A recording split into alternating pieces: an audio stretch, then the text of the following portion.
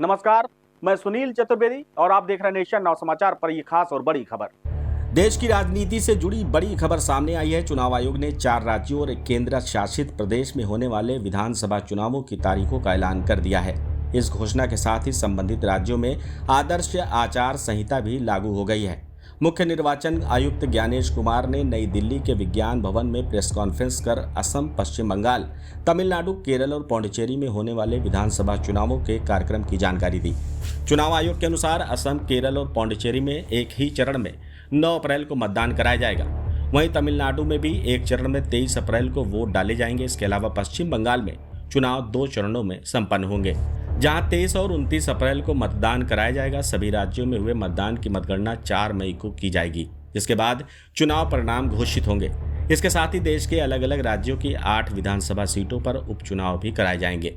गोवा की पोंडा सीट, कर्नाटक की बागलकोट और दावणगेरे, साउथ नागालैंड की कोरिडोंग और त्रिपुरा की धर्मनगर सीट पर 9 अप्रैल को मतदान होगा।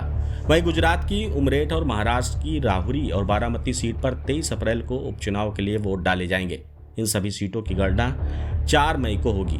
चुनाव कार्यक्रम की घोषणा के साथ ही सभी राज्यों में राजनीतिक गतिविधियां भी तेज हो गई हैं। 126 सीटों वाली असम विधानसभा का मौजूदा कार्यकाल 20 मई 2026 को समाप्त होने वाला है।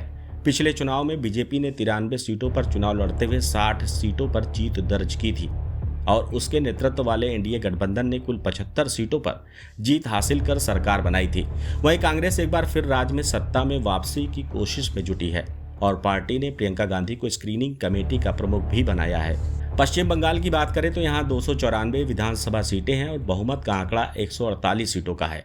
फिलहाल राज्य में तृणमूल कांग्रेस की सरकार है और उसके पास 223 विधायक हैं। साल 2011 से लगातार सत्ता में बनी हुई टीएमसी इस बार भी जीत की कोशिश में है, जबकि बीजेपी राज्य में सत्ता हासिल करने के लिए पूरी ताकत झोंक रही है।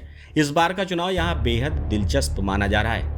तमिलनाडु में विधानसभा की कुल 234 सीटें हैं। पिछले चुनाव में डीएमके गठबंधन ने 159 सीटों पर जीत हासिल कर सरकार बनाई थी, जबकि एआईएडीएमके को 75 सीटें मिली थी।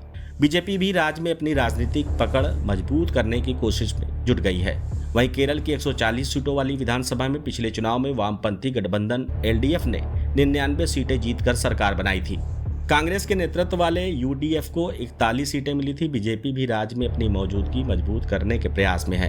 इसके अलावा केंद्र शासित प्रदेश पांडुचेरी की 30 सीटों वाली विधानसभा में भी चुनाव होने जा रहे हैं, जहां राजनीतिक दलों ने अपनी तैयारियां तेज कर दी हैं। कुल मिलाकर अप्रैल में होने वाले ये चुनाव देश की राजनीति की दिशा तय करने में अहम भूमिका निभाएंगे। बने रहिए हमारे साथ और देखते रहिए नेशन नाउ समाचार।